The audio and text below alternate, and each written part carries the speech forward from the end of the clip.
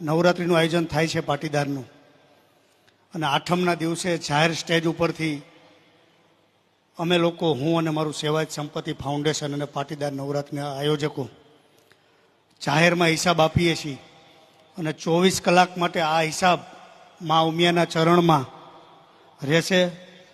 કોઈને કંઈ પણ શંકા હોય કે મેં આમાં કેટલા આપ્યા હતા, અજયભાઈ કેટલા લખાવ્યા છે, તો જોઈ શકે છે. એટલે મિત્રો, શું હશે? માઇનસ હશે કે પ્લસ? યા ઓલા મફત પાસવાળા બોલ્યા પ્લસ. કેટલા પ્લસ હશે? કેટલા પ્લસ હશે? રોહિતને આ વર્ષે કીધું, રોહિત તારા 75,000, તો કે 75 ને 1 ને 11.